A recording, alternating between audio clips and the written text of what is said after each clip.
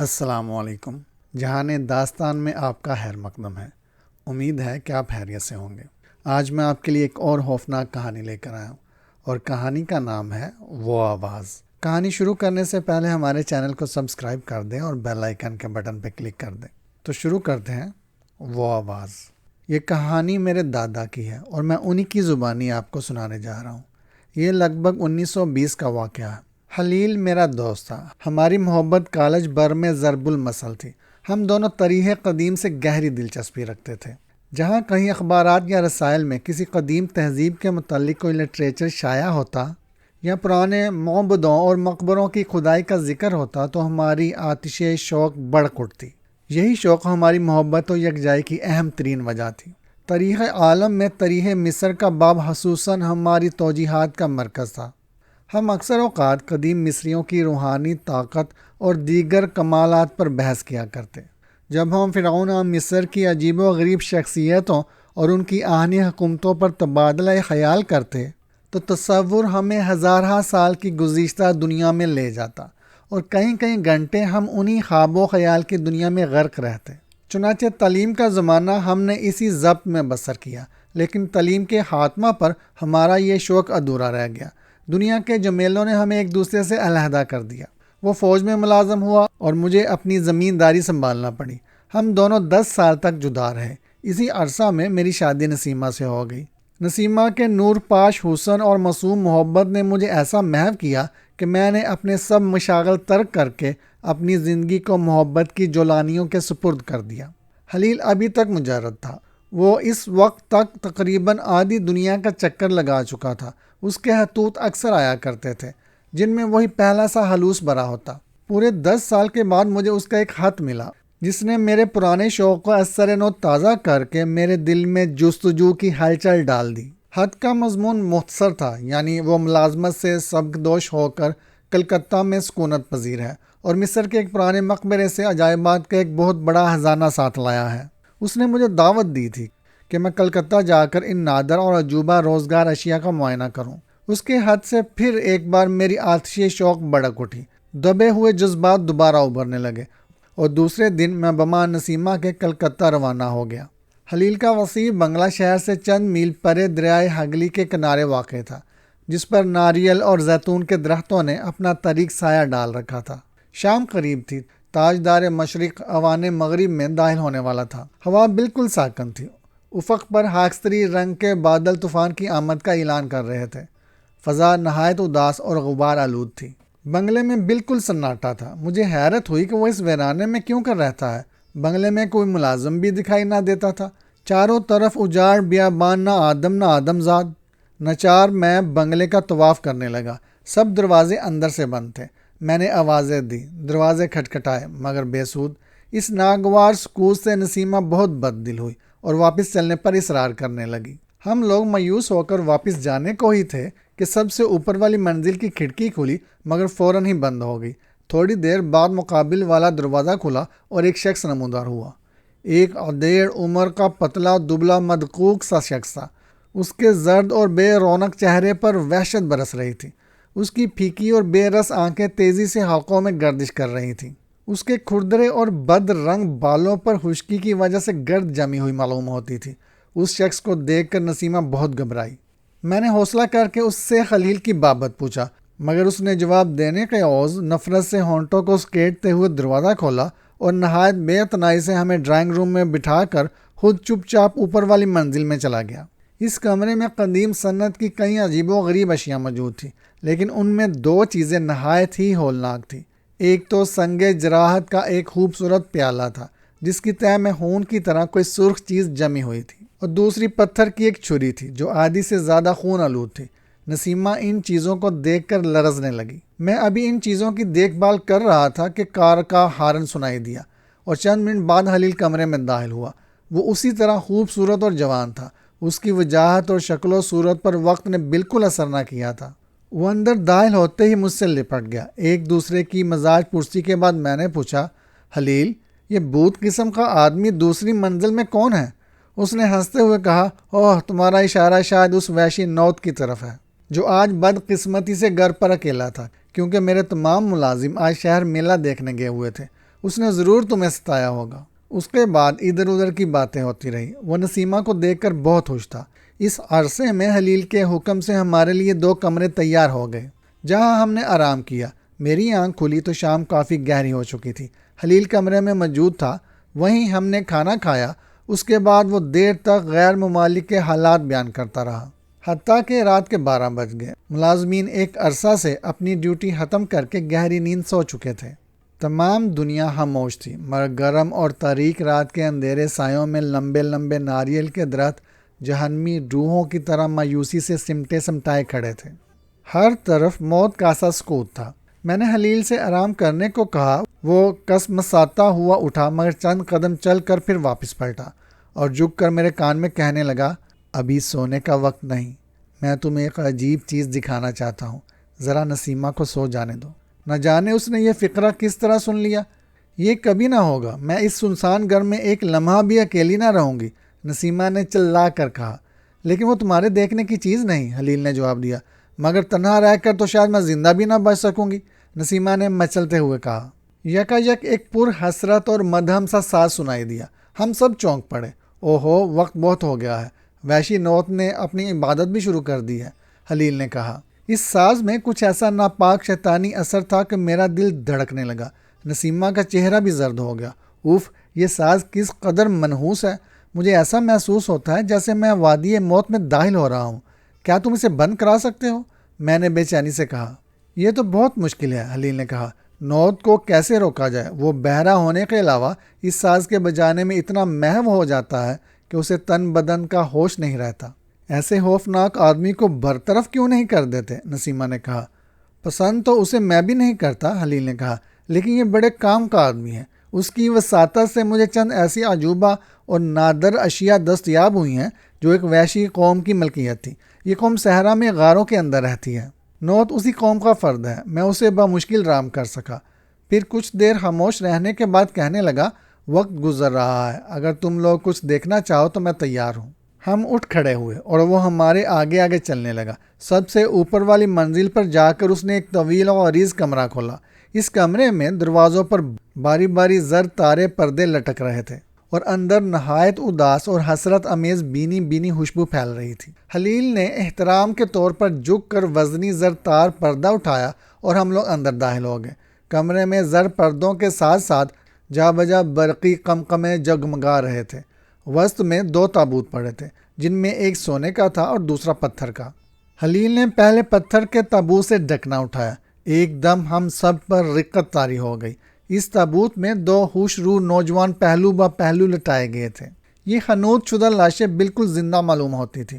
ان کے شاندار چہروں پر، جنہیں موت کا خونخوار پنجہ بھی نہ بگاڑ سکا تھا، ایک ملاحت امیز غم کی جھلک نمایاں تھی۔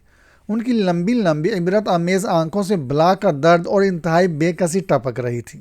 ان مردہ نوجوانوں کو دیکھ کر میرے دل میں ان کے لیے ہمدردی اور رحم کا جذبہ تڑپ اٹھا۔ ان نوجوانوں کا صرف چہرہ ہی عریاں تھا، باقی تمام جسم روغنی پٹیوں میں لپٹا گیا تھا، تاہم وہ پٹیاں ان کے باغپن پر اثر انداز نہ تھیں۔ نہ جانے یہ رانا جوان کس طرح ملک الموت سے مغلوب ہوئے ہوں گے؟ میں نے دلی رنج سے کہا۔ ان دونوں کے حالات زندگی ایک درخت کی چھال پر لکھے ہوئے موجود تھے، حلیل نے کہا۔ میں نے ایک عالم کے پاس جو مردہ زبانوں کا ماہر ہے بھیج دیے ہیں تاکہ یہ زمانہ رفتہ کی مٹی ہوئی نشانیاں موجودہ زمانے کے مہذب لوگوں سے متعارف ہو جائیں۔ اس کے بعد اس نے سونے کے تابوت سے ڈھکنا اٹھایا۔ اب ایک دل فریب سین میرے پیش نظر تھا۔ تابش حسن سے میری آنکھیں جھک گئیں۔ اس تابوت میں ایک ایسی نازنی ابدی نیند سو رہی تھی جسے حسن و شباب کی دیوی کہنا بجا تھا۔ حسین ساحرہ جو کبھی آسمان حسن کا چمکتا ہوا ستارہ تھی، فنا ہو کر بھی اپنے حسین جلوے بکھیر رہی تھی۔ اس کے خد و خال سے حسن کے سوتے پھوٹ رہے تھے۔ یہ حسینہ پٹیوں کے بجائے قدیم مصری زرتار لباس میں ملبوس تھی۔ اس کے سر پر عقاب نما سنہری تاج تھا، جس کے نیچے کاجل کے ایسے سیاہ بالوں کی لٹیں شعلہ گوں چہرے کے گرد حلقہ بناتی ہوئی اس طرح سینہ پر پڑی تھی جیسے چاند کے گرد کالی گھٹائیں۔ وہ ایک زرد دوز بستر پر نہایت شان و شوکت سے رکھی گئی تھی۔ حلیل اسے دیکھتے ہی کھل گیا۔ وہ اس شمع خاموش پر پروانہ وار نثار ہونے لگا۔ اسے یہ احساس تک نہ رہا کہ یہ حسن و جمال کی پتلی کسی نامعلوم زمانے سے فرشتہ اجل کی سرد آغوش میں سو رہی ہے۔ اس کی گرم جوشیاں اب اسے بیدار نہ کر سکیں گی۔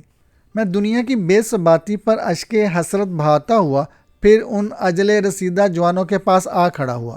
یکایک میری نظر ایک نوجوان کی گردن کے ایسے مقام پر پڑی جہاں سے روغنی پٹی ذرا نیچے کو سرکی ہوئی تھی۔ شاہ رگ کے قریب ایک سیاہ داغ دکھائی دیا۔ میں نے پٹی پوری طرح ہٹائی۔ یہ ایک چھری کے زخم کا نشان تھا۔ میرے منہ سے ایک دل دوز آہ نکلی۔ یہ جوان شاید لڑائی میں مارا گیا تھا۔ میں یہی سوچ رہا تھا کہ ناگہاں دوسرے نوجوان کی گردن پر بھی مجھے اسی طرح کا ایک سیاہ داغ نظر آیا۔ میں کانپ اٹھا اور خیال کرنے لگا کہ شاید دونوں مجرم تھے جو اس زمانے کے قانون کے مطابق ہلاک کیے گئے، مگر ان کے چہروں پر ایک ملکوتی نور برس رہا تھا۔ وہ مظلوم معلوم ہوتے تھے۔ خلیل ابھی تک اس حسینہ کی لاش کے قریب کھڑا تھا۔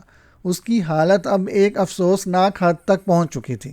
وہ لاش سے اظہار محبت کر رہا تھا۔ خلیل، یہ کیا پاگل پن ہے؟ ہوش میں آؤ۔ کیا تم نہیں جانتے کہ تم ایک لاش سے اظہار محبت کر رہے ہو؟ میں نے اسے سمجھاتے ہوئے کہا۔ ممتاز، اسے مردہ کہہ کر میرا دل نہ دکھاؤ۔ یہ زندہ ہے اور اپنی خاموش آنکھوں سے میری محبت کا جواب دے رہی ہے۔ خلیل نے اسی مجنونانہ انداز سے کہا۔ ایسا سحرکار حسن کسی کو نہیں ملا۔ میں اس سے محبت کرتا ہوں۔ آؤ تم بھی اس کی محبت کا اقرار کرو۔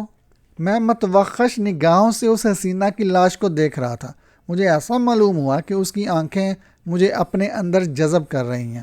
ہاں، میں بھی اس سے محبت کرتا ہوں، میں نے کسی نامعلوم جذبے سے مجبور ہو کر کہا۔ عین اسی وقت مجھے اپنے قریب ایک ٹھنڈا سانس سنائی دیا۔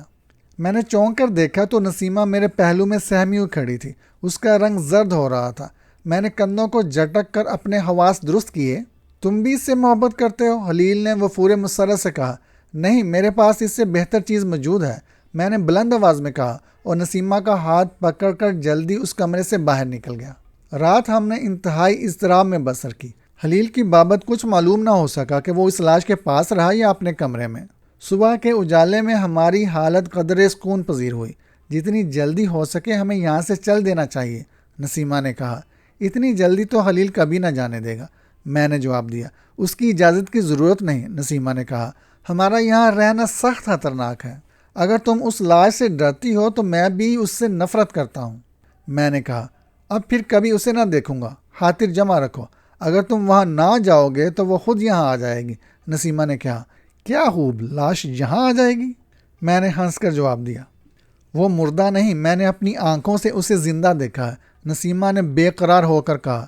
یہ تمہارا وہم ہے، میں نے کہا۔ ہرگز نہیں، اس نے کہا۔ جس وقت خلیل اس سے اظہار محبت کر رہا تھا تم نے دھیان نہیں کیا، اس کے لبوں پر ایک فاتحانہ تبسم کھیل رہا تھا۔ پھر جب خلیل اس کی تعریف کر رہا تھا اس وقت بھی اس کی آنکھوں میں زندگی کے آثار موجود تھے، چنانچہ اس نے اپنی مخمور آنکھوں سے تمہیں بھی محبت کا پیغام دیا اور تم بھی مجبوراً اس کی محبت کا اعتراف کرنے لگے۔ میں تھرا گیا۔ رات والی کیفیت مجھے یاد آ گئی۔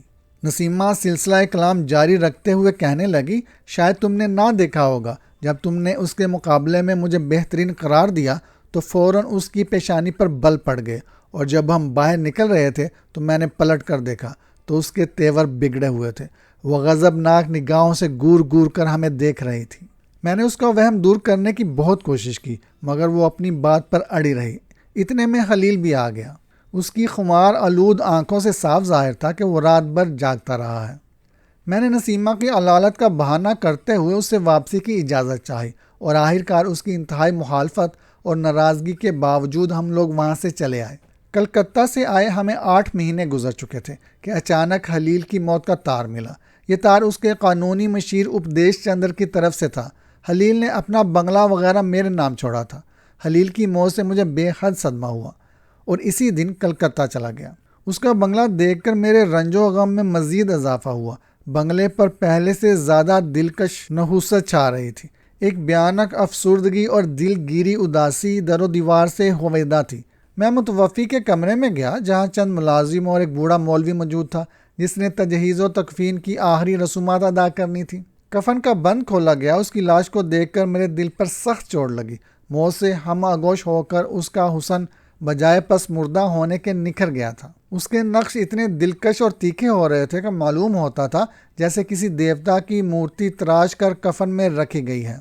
مگر جس چیز نے مجھے زیادہ متوجہ کیا وہ ایسی علامات تھی جو ان خنود شدہ نوجوانوں کے بشرے سے پائی جاتی تھی جنہیں گزشتہ سال میں اسی بنگلہ میں دیکھ چکا تھا۔ انہی کی طرح اس کی نیمواں آنکھوں سے بھی بے کسی ظاہر ہوتی تھی۔ اس کے نمکین چہرے پر بھی وہی مظلومی کی جھلک اور کافوری پیشانی پر حزن و ملال کے آثار تھے۔ اس کے کاغذی لبوں پر ایسا دردناک غم تھا گویا وہ ابھی افسانہ غم سنایا ہی چاہتا ہے۔ ملازم نے اسی دم اس کی گردن سے کفن سرکایا۔ میں دک سے رہ گیا۔ اس کی گردن پر بھی ویسا ہی چھری کا زخم موجود تھا۔ پولیس کی تحقیقات ختم ہو چکی تھی۔ اس کی موت کو خودکشی قرار دیا گیا جو اس نے پتھر کی چھری سے کی تھی۔ یہ وہی چھری تھی جو پچھلے سال میں خلیل کے ڈرائنگ روم میں دیکھ چکا تھا۔ گو یہ پہلے بھی خون آلود تھی مگر اب خون بالکل تازہ معلوم ہوتا تھا۔ اس چھری کو دیکھ کر مجھے سنگ جراحت کا وہ پیالہ بھی یاد آ گیا جو پچھلے سال میں نے اس چھری کے قریب پڑا دیکھا تھا۔ میں اسی وقت ڈرائنگ روم میں گیا اور پیالے کو دیکھا تو اس کی تہہ میں جمی ہوئی سرخی بھی اب تازہ تھی۔ لوگ اس کی موت کو خودکشی کہیں مگر میں اسے خودکشی کہنے کے لیے تیار نہ تھا۔ اسی ضمن میں میری ملاقات ڈاکٹر رمل بابو سے ہوئی جس سے خلیل عموماً طبی مشورے لیا کرتا تھا۔ دوران گفتگو میں اس نے کہا خودکشی سے 2 ماہ پیشتر خلیل سخت بیمار ہوا اور تشخیص سے معلوم ہوتا تھا کہ اس پر کسی دہشت کا اثر ہے۔ وہ مجھے کچھ کہنا چاہتا تھا مگر کہہ نہ سکتا تھا۔ آخر ایک دن اس نے حوصلہ کر کے کہہ ہی دیا کہ رمل بابو میرے پاس ایک مصری عورت کی حنوط شدہ لاش ہے جس سے میں سخت خوفزدہ ہوں اور اس سے بچنا چاہتا ہوں مگر کوئی غیر مرئی قوت مجھے زبردستی اس کی طرف کھینچ لے جاتی ہے اور یہی میری بیماری کا باعث بن رہی ہے۔ میں نے اسے صلاح دی کہ وہ لاش کو کسی عجائب خانہ میں بھیج دے تاکہ لاش کو دیکھنے کا امکان ہی باقی نہ رہے۔ میرے مشورے پر اس نے وہ لاش کہیں بھیج دی لیکن اس کے بعد وہ بالکل پاگل ہو گیا۔ ادھر اپدیش چندر کا بیان بھی کچھ عجیب و غریب تھا۔ وہ کہتا تھا کہ خودکشی سے 8 دن پیشتر اس نے اسے بلا کر وصیت لکھائی۔ اس کے ہوش و حواس قائم تھے تاہم وہ انتہائی خوفزدہ تھا۔ اپدیش بابو شاید یہ ہماری آخری ملاقات ہو کیونکہ مجھے عنقریب ایک روح اس دنیا سے لے جائے گی۔ یہ اس کے آخری الفاظ تھے۔ اس تحقیقات کے بعد میں کئی دن تک کھوج لگانے میں کوشاں رہا مگر اس سے زیادہ کچھ معلوم نہ ہو سکا۔ نوٹ بھی موجود نہ تھا کیونکہ وہ خلیل کی زندگی میں ہی اپنے وطن کو جا چکا تھا ورنہ اسی سے کچھ سراغ مل سکتا۔ آخرکار میرا شک یقین میں تبدیل ہو گیا کہ خلیل کی موت کا راز اس مصری حسینہ کی پرسرار لاش سے وابستہ ہے اور اس راز کو سمجھنے کی میں نے بے حد کوشش کی لیکن یہ ایک ایسا معمہ تھا جس کا حل میری طاقت سے باہر تھا۔ چنانچہ میں نے مایوس ہو کر یہ خیال ترک کر دیا اور خلیل کی آخری رسومات ادا کر کے اپنے گھر چلا آیا۔ اس اندوناک واقعہ کو ابھی بمشکل 1 ماہ ہی گزرا تھا کہ ایک رات نسیمہ خواب میں ڈر گئی۔ چونکہ خلیل والے پرخول واقعے کی یاد ابھی بھی ہمارے دلوں میں تازہ تھی اس لیے اس خواب کو خیالات کا اثر سمجھ کر کوئی اہمیت نہ دی گئی مگر کچھ دن بعد جب وہ پھر خواب میں ڈر گئی تو مجھے بہت تشویش ہوئی۔ اس دفعہ وہ انتہائی خوفزدہ تھی۔ اسے خواب میں اس مصری حسینہ کی لاش بھی دکھائی دی تھی۔ اس خواب کا اس پر ایسا برا اثر ہوا کہ وہ بیمار رہنے لگی اور روز بروز اس کی صحت گرتی گئی۔ اس عرصہ میں نے اس کے علاج میں کوئی دقیقہ فرگزاشت نہ کیا لیکن کچھ فائدہ نہ ہوا۔ خوش قسمتی سے انہی دنوں مسٹر سعید جو میرا قریبی رشتہ دار تھا ولایت سے ڈاکٹری پاس کر کے آیا۔ اس نے نسیمہ کا معائنہ کر کے بتایا کہ کوئی زہریلی خوراک کھانے سے اس کی صحت خراب ہو رہی ہے۔ چنانچہ وہ بہت تندہی سے اس کا علاج کرتا رہا۔ اسے کئی قسم کے بات اور انجیکشن دیے گئے، رنگین شعاؤں کا عمل بھی ہوتا رہا، پھر بھی وہ صحت یاب نہ ہو سکی۔ ایک دن سعید نے مجھے ہدایت کی کہ اس کی خوراک وغیرہ کا خاص خیال رکھوں۔ اس کا خیال تھا کہ ابھی تک تھوڑی تھوڑی مقدار میں زہر اس کے اندر جا رہا ہے۔ جب اس احتیاط کے باوجود بھی افاقہ کی صورت دکھائی نہ دی تو اس نے مایوس ہو کر کہا ممتاز میں تمہیں زیادہ دیر لاعلمی میں رکھنا نہیں چاہتا۔ نسیمہ کی زندگی خطرے میں ہے، اسے برابر زہر دیا جا رہا ہے اور میں نہیں جانتا کہ یہ عجیب قسم کا زہر ہندوستان میں کیسے آیا کیونکہ یہ زہر مصری چھپکلی کے پتے سے نکلتا ہے۔ یہ انسان کو یکدم ہلاک نہیں کرتا بلکہ آہستہ آہستہ اپنا کام کرتا ہے۔ سعید کے منہ سے یہ الفاظ سن کر میں دہل گیا۔ میں نے خلیل کی موت اور حنوط شدہ لاش کی شیطانی قوت کا سب واقعہ اس کے گوش گزار دیا۔ میں نہیں کہہ سکتا ان واقعات میں کہاں تک صداقت ہے، سعید نے کہا، تاہم یہ ضرور مشورہ دوں گا کہ نسیمہ کو مصر لے جاؤ۔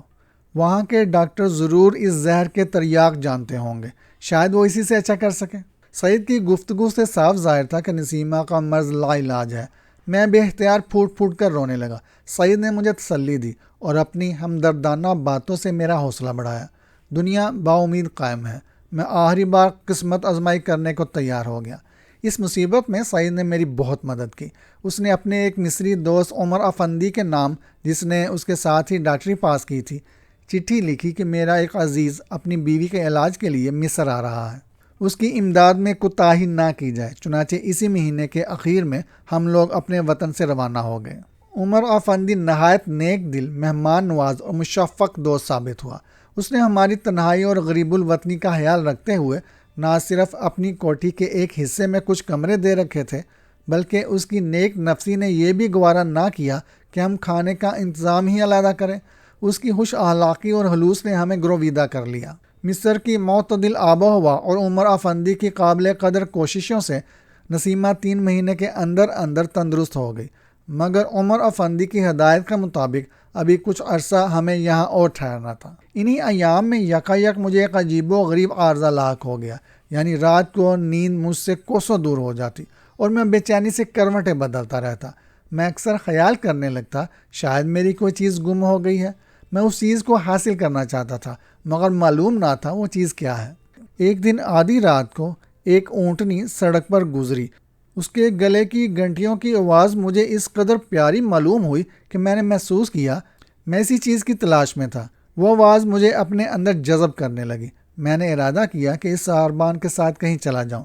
اس دن سے روزانہ وہ اونٹنی آدھی رات کو سڑک پر سے گزرنے لگی۔ میں گھنٹوں اس آواز کا منتظر رہتا۔ جو ہی وہ سہانی صدا میرے کان میں پڑتی، میں ایک مسرت آگی خواب میں مسحور ہو جاتا۔ رفتہ رفتہ یہ صدا میری زندگی کا جز بن گئی، اور نہ جانے کس طرح میں نے ساربان سے دوستی بھی پیدا کر لی۔ اس گھنٹی کی صدا سنتے ہی میں فوراً سڑک پر پہنچ جاتا اور اس سے باتیں کیا کرتا۔ اس کی باتیں کچھ ایسی دلکش اور پیاری تھی کہ میرا دل مسرت سے لبریز ہو جاتا اور میری روح ایک لذت انگیز نشہ سے سرشار ہو جاتی۔ میں نہیں کہہ سکتا کہ وہ کس قسم کی باتیں ہوتی جن سے میں اتنا مسرور ہوتا، کیونکہ اس کے جانے کے بعد مجھے وہ باتیں ایک بھولا ہوا خواب معلوم ہوتی تھیں۔ میں اس کے ساتھ کسی نامعلوم اور پرسکون دنیا میں جانا چاہتا تھا، مگر اسے دیکھ کر میری زبان پر مہر لگ جاتی تھی اور اعضاء بے حس و حرکت ہو جاتے۔ میں اس پر اپنی دلی کیفیت کا اظہار نہ کر سکتا۔ جب وہ آگے بڑھ جاتا تو میں اونٹنی کے نقشے پا پر وحشیانہ انداز سے دوڑنے لگتا، اور تھک جانے پر جب اس مسحور کن رنگین خواب سے ہوشیار ہوتا تو میری بہت بری حالت ہوتی۔ ساربان کی پرخلاوت باتوں سے میرا دل ایسا مسخر ہوا کہ مجھے دنیا کی کسی چیز سے دلچسپی نہ رہی۔ میں نسیمہ کو اب بھی خوش رکھنے کی کوشش کرتا، مگر مجبوراً۔ عمر افندی سے اب بھی میرے دوستانہ تعلقات تھے، مگر خالی از خلوص۔ عمر افندی نے میری اس کیفیت کو خاص طور پر محسوس کیا۔ وہ مجھے پہروں ٹکٹکی باندھے گورا کرتا اور میرے حرکات و سکنات کی سختی سے نگرانی کرتا۔ آخر کار اس نے میرے سحر زدہ انقلاب کا ہوگر ہو کر میرا خیال بالکل چھوڑ دیا۔ عمر افندی کو ان دنوں گھوڑوں کا حب سما رہا تھا۔ اس نے کئی اعلیٰ نسل کے گھوڑے خریدے، جن میں ایک عربی نسل کا سبک خرام اور شاندار گھوڑا اوف نامی اسے بہت محبوب تھا۔ نسیمہ بھی اس کے اس شغل میں شامل تھی۔ وہ ان گھوڑوں کی دیکھ بھال میں گہری دلچسپی لیتی۔ موسم خزاں کی مضطرب راتیں اور قمری مہینے کی 17ویں تاریخ تھی۔ زوال پذیر چاند کے رخ روشن پر ہوائیاں اڑ رہی تھیں۔ فلک نشیں اور درخشاں ستاروں کا رنگ فق ہو رہا تھا۔ چاندنی کسی حسین بیوہ کی طرح سوگوار تھی۔ اس اداس چاندنی کے سائے میں تمام صحرا کفن پوش دکھائی دیتا تھا۔ ٹھنڈی ریت کے پمال شدہ ذرات سے پراگندہ فضا میں پریشان ہوا کے سستائے ہوئے جھونکوں کے ساتھ ارواح حبیسہ کے ماتمی نغمے گونج رہے تھے۔ دریائے نیل کی بدمست لہریں نہایت انتشار کے ساتھ ہر ایک کے سامنے تریح مصر کو دہراتی ہوئی رواں دواں تھیں۔ آج میں بہت بےتاب تھا۔ میں نے تہیہ کر لیا کہ اپنے صحرائی دوست سے التجا کروں گا کہ وہ مجھے اس عزلت کدہ سے نکال کر کسی دل آویز فردوسی دنیا میں لے جائے۔ وقت مقررہ پر جب اونٹنی کی گھنٹیوں کی سریلی صدا میرے کانوں میں پڑی تو میں دیوانہ وار باہر نکل آیا۔ نہ جانے میرے دل میں کیا آرزو تھی، میں اس سے کیا کہنے والا تھا، مگر اسے دیکھ کر میری زبان بند ہو گئی۔ میں نے بے اختیار بازو پھیلا دیے۔ وہ ایک لمحہ کے لیے رکا، پھر اس نے ایک چھوٹی سی رسی کی سیڑھی میری طرف پھینکی اور میں بے تابی سے اونٹنی پر سوار ہو گیا۔ میں ایک سرور کی حالت میں کجاوے پر بیٹھا تھا۔ گھنٹیوں کی ترنم ریز صدا میرے سازے دل کی تاروں کو چھیڑ رہی تھی۔ میں خوشیوں کی لامحدود اور شاندار لہروں میں سما رہا تھا اور اونٹنی برق رفتاری سے چل رہی تھی۔ نہ جانے اونٹنی کب تک یوں ہی چلتی رہی۔ یکایک ایک بڑے گھنٹے کی آواز دور سے سنائی دینے لگی، جسے سنتے ہی میں اچھل پڑا۔ میری روح سمٹ کر آنکھوں میں آ گئی اور سینے میں جذبات کا طوفان امڑنے لگا۔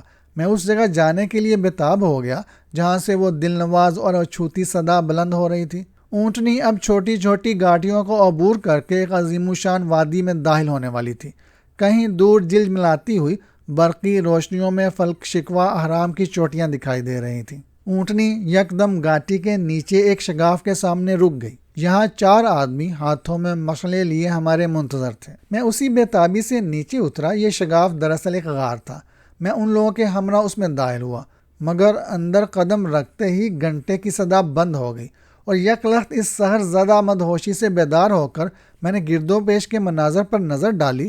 شاید میرا صحرائی دوست مجھے کسی خفیہ خزانے کا راز بتانے والا ہے، میں نے دل میں کہا۔ غار میں ایک لمبا اور نیچا راستہ تھا جس کے ذریعے ہم کسی تہہ خانے میں اتر رہے تھے۔ حتیٰ کہ غار کے اختتام پر پہنچ کر ہم رک گئے۔ یہ جگہ اتنی تاریک تھی کہ مشعل کی روشنی بھی کام نہ دے سکتی تھی۔ میں نے چاروں طرف آنکھیں پھاڑ پھاڑ کر دیکھنے کی کوشش کی، مگر کچھ دکھائی نہ دیا۔ یہاں کسی نامعلوم جگہ سے ایک مدھم سے ساز کی آواز آ رہی تھی۔ یہ ساز بالکل ویسا تھا جیسا کہ خلیل کے گھر میں نوت بجایا کرتا تھا۔ اس آواز سے مجھ پر دہشت طاری ہو گئی اور کسی نامعلوم خطرے کا احساس ہونے لگا، مگر میں وحشیوں کے نرغے میں تھا، بچاؤ کی صورت ہی نہ تھی۔ یک لخت اندھیرے میں ایک چور دروازہ کھلا۔ وہ لوگ مجھے ایک فراہ و آراستہ کمرے میں لے گئے جو روغن زیتون کے چراغوں سے جگمگا رہا تھا۔ کمرے میں چاروں طرف شہ نشین بنے تھے جن پر کئی تابوت قرینے سے رکھے گئے تھے۔ جا بجا طلائی اور نقرئی انگیٹھیوں میں چندن اور عود سلگ رہا تھا۔ کمرے کے وسط میں الاؤ کے گرد 20-22 غیر مہذب صحرائی کسی خاص زبان میں کوئی منتر گا رہے تھے اور ان میں ایک آدمی کسی انوکھی طرز کا ساز بجا رہا تھا۔ ساز بجانے والے کو میں نے فوراً پہچان لیا، وہ نوت تھا۔ مجھے دیکھتے ہی سب نے ایک بلند نعرہ لگایا۔ صحرائی مجھے شہ نشین پر لے گیا جہاں سونے کی ایک چوکی رکھی تھی جو عقاب کی مورتی کے پروں پر بنائی گئی تھی۔ مجھے اس پر بٹھا دیا گیا اور ایک شخص نے نہایت خوشبودار صفوف میرے بدن پر ملنا شروع کر دیا، جس کے بعد مجھے چند بہت وزنی طلائی زیور پہنائے گئے۔ پھر ایک طلائی مکٹ میرے سر پر رکھا گیا جو سام کی شکل کا بنا ہوا تھا۔ غرض یہ کہ مجھے کسی قدیم شاہانہ طریقے سے سجایا گیا۔ بعد ازاں سب نے مل کر کسی خاص زبان میں خاص طریقے سے میری پوجا کی۔ پوجا کے بعد وہ سب دوبارہ الاؤ کے قریب جا کر اپنی مذہبی عبادت میں مصروف ہو گئے۔ نوت شہ نشین کے نیچے میرے پاؤں کے قریب بیٹھ کر اس منحوس ساز کو پوری قوت سے بجانے لگا اور صحرائی نے قریب رکھے ہوئے ایک تابوت کا ڈھکنا اٹھایا۔ تابوت میں رکھی ہوئی کسی لاش کے دونوں ہاتھ اوپر کو اٹھے اور پھر آہستہ آہستہ وہ لاش انگڑائیاں لیتی ہوئی اٹھ کر بیٹھ گئی۔ لاش کو دیکھ کر میرا رہا سہا خون بھی خشک ہو گیا، کیونکہ یہ لاش اسی پر اسرار حسینہ کی تھی جسے میں خلیل کے گھر دیکھ چکا تھا۔ اب وہ حیرت انگیز طور پر زندہ تھی۔ وہ ایک شاہانہ تمکنت کے ساتھ تابوت سے باہر نکلی اور عجیب ناز و انداز سے حرامہ میرے پاس آ کر کھڑی ہو گئی۔ میں انتہائی وحشت سے چیخنے لگا۔ کم بخت ڈرتا کیوں ہے؟ صحرائی نے حقارت سے کہا۔ ایسی باعزت موت تو کسی خوش قسمت کو ہی میسر ہوتی ہے۔ نوت نے کہا، وقت زیادہ ہو گیا ہے، اس کے سامنے دیوی کا مقدس عہد دہرا کر یہ رسم جلدی ادا کر دینی چاہیے۔ صحرائی لاش کے پاس بادب کھڑا ہو کر کہنے لگا، سن اے ہندی، آج سے کئی ہزار سال پیشتر فرعونہ مصر میں سے ہارہب نامی ایک جلیل القدر بادشاہ تھا جو اپنے عقیدے کا پکا اور مذہب کا زبردست حامی تھا۔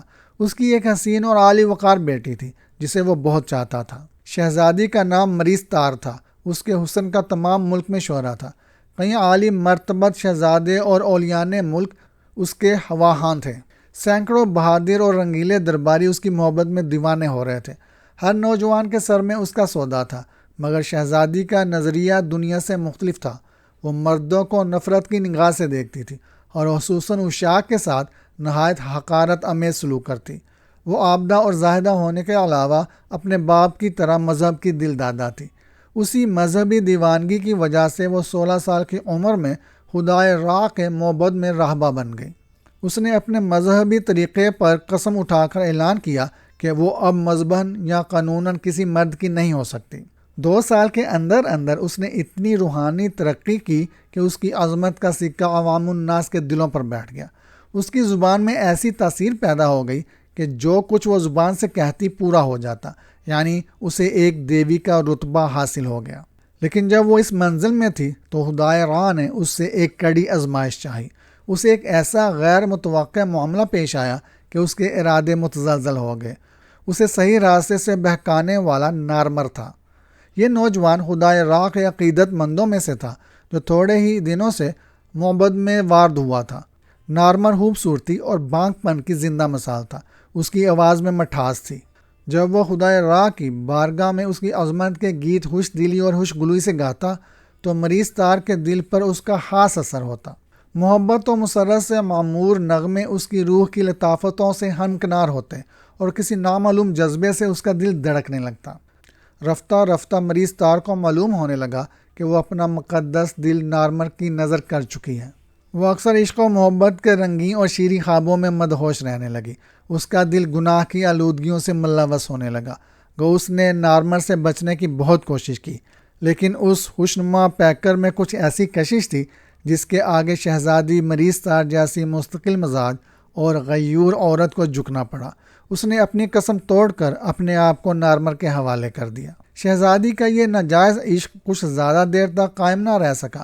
نارمر اسے چھوڑ کر کسی دوسرے شکار کی تلاش میں پھرنے لگا۔ مریض تار کو اپنی ناکامی کا سخت صدمہ ہوا۔ اس نے دوبارہ خدائے راہ کی بارگاہ نیاز میں پناہ لینا چاہی، مگر اب تو وہ معطوب تھی۔ خدائے راہ کے مذہبی قانون کے مطابق اسے اپنے محبوب کا خون پینا ضروری تھا۔ چنانچہ وہ ایک دن کسی طریقے سے اپنے بے وفا عاشق کو معبد میں لائی اور اس کی شارح کا خون نکال کر پیا۔ اس قربانی سے اسے پھر دیوی کا رتبہ مل گیا، لیکن نارمر کی موت نے اس کا دل توڑ دیا۔ اس نے اپنا دل بہلانے کی خاطر یہ طریقہ اختیار کیا کہ ہر سال وہ ایک نیا عاشق تلاش کرتی اور کچھ عرصہ عشق بازی کر کے پھر نارمر کی طرح اس کا خون پی کر خدائے راہ کی خوشنودی حاصل کر لیتی۔ ان متعدد قربانیوں سے خدائے راہ اس پر بہت مہربان ہوا۔ شہزادی کا روحانی اقتدار اتنا بڑا کہ اس کی بھی پرستش ہونے لگی۔ چنانچہ اس نے اظہار شکریہ کے طور پر خدائے راہ کے حضور میں وعدہ کیا کہ وہ ایسی قربانیاں ہمیشہ کیا کرے گی، اور اس نے اپنی زندگی میں اس عہد کی پابندی سختی سے جاری رکھی۔ ہمارے بزرگان سلف اس دیوی کے پجاری تھے۔ 30 سال کی عمر میں جب وہ سفر آخرت کرنے لگی تو اس نے اپنے بڑے پجاری کو ایک ایسا طریقہ سکھایا جس کے ذریعے وہ حالت مرگ میں بھی عشاق کی قربانی کا یہ سلسلہ جاری رکھ سکتی تھی۔ غرض یہ کہ وہ اس خاص طریقے سے مر کر بھی خوش روح نوجوانوں سے محبت کر کے ان کا خون پیتی رہی۔ اس زمانے کو صدیاں گزر گئی۔ ملک میں کتنے انقلاب ہوئے، کئی نئے نئے مذہب دنیا میں آئے۔ رفتہ رفتہ لوگوں کے عقیدے کمزور ہوتے گئے، حتیٰ کہ خدائے راہ کا دین اس دنیا سے بالکل نابود ہو گیا، اور یہ معبد جو اس دیوی کی آخری آرام گاہ تھا لوگوں کی نظروں سے روپوش ہو گیا، اور اس زمانے کی سچی باتیں صرف روایتیں بن کر رہ گئیں۔ اقتدار زمانہ سے پجاریوں کا اقتدار خاک میں مل گیا۔ ہمارے بزرگان سلف مفلسی میں مبتلا ہو کر خانہ بدوشی پر مجبور ہو گئے، اور اس عرصہ دراز کی صحرائی زندگی نے انہیں بالکل وحشی بنا دیا۔ میرا باپ نوت بچپن ہی سے اپنے بزرگوں کے قدیم مذہب کی طرف راغب تھا۔ وہ ان خداؤں کی پرستش کیا کرتا جن کے نام وہ کبھی اپنی بڑی بوڑھیوں سے سن چکا تھا۔ اس پرانے عقیدے کی برکت سے میرے باپ کو عالم رویا میں اس دیوی کی زیارت ہوئی۔ اس نے اسے اپنی آخری آرامگاہ کا پتہ دے کر اپنے مقدس عہد سے بھی آگاہ کیا، اور وعدہ کیا کہ اگر وہ یا اس کی قوم اس کے بتائے ہوئے طریقے سے قربانی کا سلسلہ دوبارہ قائم کریں گے تو وہ لوگ خوشحال ہو جائیں گے۔ عہد گزشتہ کی اور بھی کئی باتیں میرے باپ کو الہامی طریقے پر معلوم ہوئی۔ اس طرح میرے باپ نے اس معبد کا کھوج تو لگایا، لیکن قربانی کے واسطے نوجوانوں کو مہیا کرنا سخت خطرناک تھا، کیونکہ اس طرح حکومت اس معبد کی برآمدگی سے مطلع ہو کر اسے اپنے قبضے میں لے لے گی۔ اس لیے انتہائی سوچ بچار کے بعد میرے باپ نے نوجوان سیاحوں کو پھانسنے کا فیصلہ کیا اور دیوی کے حضور میں کامیابی کی دعا مانگی۔ اسی رات پھر میرے باپ کو الہام ہوا اور دیوی نے اسے ایک خاص منتر بتایا۔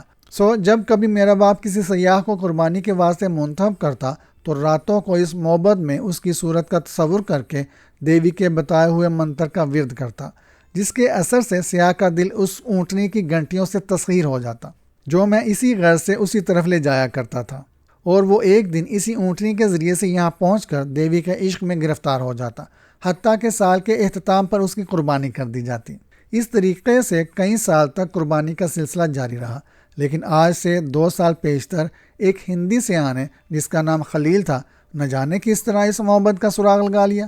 اس نے حکومت کو مطلع کرنے کی دھمکی دے کر میرے باپ سے دیوی کی لاش خریدنا چاہی۔ میرا باپ شش و پنج میں پڑ گیا، نہ وہ دیوی کی لاش کو فروخت کر سکتا تھا اور نہ ہی اسے پیچھا چھڑا سکتا تھا، کیونکہ اس کے آنے سے چند دن پیشتر سفید قوم کے ایک نوجوان کا خون پیا جا چکا تھا اور سال ختم ہونے سے پیشتر اس کی قربانی جائز نہ تھی۔ میرا باپ تفکرات میں گر گیا، اس کی سمجھ میں نہ آتا تھا کہ یہ گتھی کیوں کر سلجھائی جائے۔ اسی حالت میں اسے دیوی نے حکم دیا کہ اس کی لاش حلیل کو دے دی جائے اور آئندہ سال قربانی بھی غیر ملک میں ہی عمل پذیر ہو۔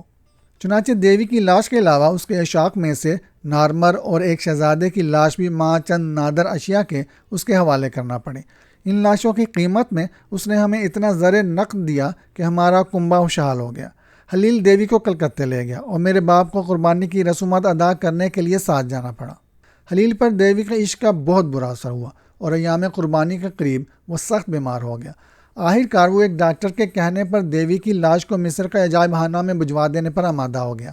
نوت کے پاسپورٹ وغیرہ کا انتظام کر کے اس کو برطرف کر دیا گیا اور لاشوں کو بھی بذریعہ جہاز مصر روانہ کر دی۔ مگر دیوی کی روحانی طاقت کامیاب رہی، یعنی مال گودام والوں کی غلطی سے دیوی کی لاش جہاز پر لادی نہ گئی اور دوسرے جہاز کی روانگی تک وہ مال گودام میں پڑی رہی۔ اس عرصہ میں میرا باپ لاش کی خفیہ طور پر نگرانی کرتا رہا، حتیٰ کہ قربانی کی مقدس رات آ پہنچی۔ نوت نے اپنے منتروں سے دیوی کو مال گودام میں ہی جگایا، جو نوت کے ہمراہ حلیل کے گھر گئی اور قربانی کی رسم ادا کر کے اپنے تابوت میں واپس آ گئی۔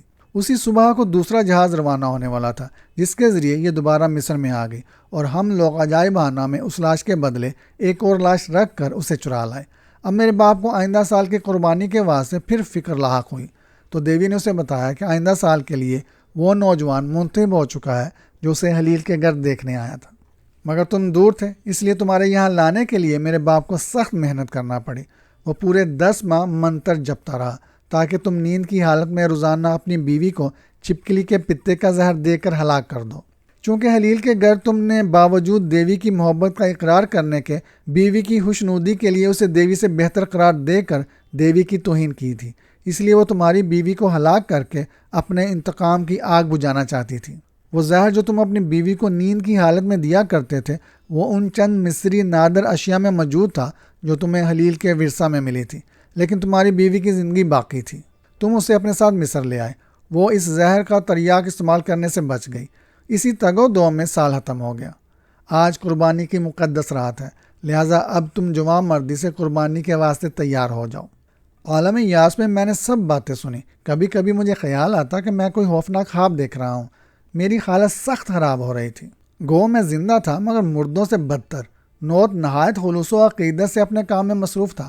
صحرائی جٹ ایک سنگ جراحت کا پیالہ اور ایک پتھر کی چھری اٹھا لایا۔ یہ ویسا ہی پیالہ اور ویسی ہی چھری تھی جیسا کہ میں حلیل کے گھر دیکھ چکا تھا۔ شدت خوف سے میں تشنج کے مریض کی طرح اکڑ کر رہ گیا۔ صحرائی نے چھری اس لاش کے ہاتھ میں دے دی اور پیالے کو میری گردن کے قریب لگا دیا۔ لاش میرے قریب تر آ گئی، حتیٰ کہ اس کے کپڑے میرے ہاتھوں کو چھونے لگے۔ اس کا چھری والا ہاتھ آہستہ آہستہ میری گردن کی سیدھ پر اٹھا۔ میرے خواص جواب دینے لگے، کمرہ گھومتا ہوا دکھائی دینے لگا۔ میں نے مایوسی سے آنکھیں بند کر لیں۔ قریب تھا کہ میرے قلب کی حرکت بند ہو جائے۔ یکا یک ایک زبردست دھماکہ ہوا۔ دنادن دنادن کی آواز سے کمرے میں ایک خوفناک گونج پیدا ہوئی اور مجھ پر ایک پرسکون غنودگی طاری ہو گئی۔ کچھ دیر بعد جب میں اس مرگ نما غنودگی سے ہوشیار ہوا تو عمر افندی اپنے رومال سے مجھے ہوا دیتا ہوا دکھائی دیا۔ میں گھبرا کر اٹھ بیٹھا۔ کمرے میں بدستور شمع روشن تھی، آگ کا الاؤ جل رہا تھا، مگر آدمی سب غائب تھے۔ قریب ہی صحرائی کی ناش پڑی تھی اور سنگ جراحت کا پیالہ گر کر چور ہو چکا تھا۔ میں بے تحاشا چیخیں مارتا ہوا عمر افندی سے چمٹ گیا۔ اس کی تسلی امیز باتوں سے مجھے بہت کچھ ڈھارس ہوئی۔ میں نے اپنے خواص درست کر کے اطمینان سے اپنے گرد و پیش دیکھا۔ شہ نشین کے قریب ایک ایسا نظارہ میری نظر سے گزرا کہ ایک دفعہ پھر اضطرابی کیفیت سے میری حالت غیر ہونے لگی، لیکن عمر افندی نے مجھے سنبھال لیا۔ نوت اسی طرح شہ نشین کے سہارے بیٹھا تھا اور مری شار کی لاش اپنی باہیں اس کے گلے میں حائل کیے اسی آغوش میں پڑی تھی۔ پتھر کی چھری نوت کی شہ رگ میں پیوست تھی اور خون کے بہتے ہوئے شراٹے لاش کے نیواں دہن میں گر رہے تھے۔ وہ دم توڑ رہا تھا۔ عمر افندی کے آدمیوں نے اس لاش کو نوت کی آغوش سے علیحدہ کرنا چاہا، مگر اس نے اشارے سے روک دیا اور سسکتی ہوئی آواز میں کہنے لگا، مجھے اس سے جدا نہ کرنا، میں اس معبودہ کی آخری قربانی ہوں۔ پہلے دن سے ہی اس کی محبت میں اسیر ہو گیا تھا، لیکن جان کے خوف سے آج تک اپنے عشق کا اظہار نہ کر سکا۔ میرا خیال تھا کہ یہ راز اس پر کبھی ظاہر نہ ہوگا، مگر وہ عالم الغیب تھی، اس سے پردہ داری فضول تھی۔ آج میں اس کی عظمت و جبروت کی گواہی دیتا ہوں۔ وہ بلا شبہ دیوی تھی، جس نے اپنے سچے عاشق کے دل کی ترجمانی کر کے اس کی قربانی قبول کی۔ اب میں خوشی کی موت مر رہا ہوں۔ یہ کہتے ہوئے اس کی آواز بند ہو گئی اور وہ ختم ہو چکا تھا۔ عمر افندی کے ایما پر اس کے آدمیوں نے شکستہ تابوتوں کی روغنی تختیوں کو جمع کر کے نوت اور مریض تار کی لاشوں کو جلا دیا، اور راکھ بسم ہو جانے کے بعد جب ہم اس مانوس تہخانے سے باہر نکلے تو صبح صادق نورانی پرتف سے شب کی روح سیاہی ہی دل چکی تھی۔ کئی دن تک اس خوفناک واقعہ کا اثر میرے دل و دماغ پر رہا۔ رفتہ رفتہ جب میرے دل کو قرار ہوا تو میں نے عمر افندی سے بروقت امداد کے متعلق دریافت کیا۔ اس نے کہا، جب تم مصر میں آئے ہوئے تھے تو سعید نے مجھے ایک چٹھی لکھی، جس میں اس نے مصری لاش کا ذکر کر کے لکھا کہ کہیں تم خود نسیمہ کو زہر نہ دے رہے ہو، سو اس کے علاج کے علاوہ اسے تم سے بچانے کی بہت کوشش کی گئی۔ چنانچہ اس طریقے عمل سے وہ موت کے منہ سے بچ گئی۔ مجھے سخت حیرت تھی کہ باوجود اتنی محبت کے تم یہ فعل کیوں کر رہے تھے، اور مجھے یہ راز معلوم کرنے کی بہت خواہش تھی۔ کچھ دن بعد نسیمہ نے مجھے بتایا کہ تم اکثر راتوں کو اپنی خوابگاہ سے غائب ہو جاتے تھے۔ میں تمہاری نگرانی کرنے لگا، جس سے بہت جلد میں نے معلوم کر لیا کہ تمہیں نیند کی حالت میں چلنے پھرنے کا عارضہ لاحق ہے۔ اب یہ راز تو حل ہو چکا تھا، مگر تمہاری یہ حالت دیکھ کر مجھے بہت تشویش ہوئی اور تمہاری لا علمی میں تمہارا علاج کرتا رہا۔ رفتہ رفتہ مجھے یہ بھی معلوم ہوا کہ تم ایک بادر رفتار اونٹنی کے انتظار میں سڑک پر کھڑے رہتے ہو، اور اکثر اوقات اس کے پیچھے اس قدر تیزی سے دوڑتے ہو کہ تمہارا تعاقب محال ہو جاتا ہے۔ اسی غرض سے میں نے چند برق رفتار گھوڑے خریدے، جن پر میں تمہارا تعاقب کر کے دیکھ سکوں کہ تم کہاں جاتے ہو۔ چنانچہ قربانی کی رات جب تم اونٹنی پر سوار ہو کر جا رہے تھے تو میں نے اپنے دونوں ساتھیوں کو پیچھے آنے کا حکم دے کر اپنے گھوڑے اوف پر تمہارا تعاقب کیا۔ اونٹنی جادو کے اثر سے اس قدر تیز چل رہی تھی کہ تعاقب کرنا مشکل ہو گیا، تاہم میں گھنٹی کی آواز پر گھوڑے کو سر پر دوڑاتا ہوا وہاں تک پہنچ گیا۔ اتنے میں میرے ساتھی بھی مجھ سے آ ملے، اور کافی دیر تک ہم لوگ دروازے کی تلاش میں اس غار کے اندر سرگرداں رہے۔ آخرکار بڑی مشکلوں سے ہمیں ایک چور دروازے کا سراغ ملا، اور جب ہم لوگ اندر داخل ہوئے تو معاملہ ایک خطرناک حد تک پہنچ چکا تھا۔ میں نے وقت کی نزاکت کا احساس کرتے ہوئے گولی چلا دی، جس سے صحرائی تو اسی دم مر گیا اور منتر پڑھنے والے باغ کھڑے ہوئے۔ اسی بدخواسی میں نوت کے ہاتھ سے بھی ساز گر پڑا۔ ساز اور منتر بند ہوتے ہی اس لاش کی شیطانی قوت بھی زائل ہو گئی، اور وہ نیورا کر نوت پر گر گئی، اور اتفاق سمجھو یا حقیقت، لاش کا سر اس کی چھاتی کے قریب جا لگا، اور اس طرح وہ نوت کا خون پینے میں کامیاب ہو گئی۔ اس واقعہ سے تقریباً 1 ماہ بعد ہم لوگ اپنے وطن کو واپس چلے آئے۔ اب زمانہ قدیم کی معلومات کا ہفت میرے دماغ سے نکل چکا ہے۔ چنانچہ گھر پہنچتے ہی میں نے پرانی معلومات کا وہ ذخیرہ جو کاغذات کی صورت میں جمع تھا، اور وہ نادر اشیاء جو خلیل کی وراثت میں مجھے ملی تھی، نظر آتش کر دی۔ یہ کہانی آپ کو کیسی لگی؟ کہانی پسند آئے تو لائک ضرور کیجیے گا، ہمارے چینل کو سبسکرائب کر دیں اور بیل آئیکن کا بٹن کلک کر دیں۔ شکریہ۔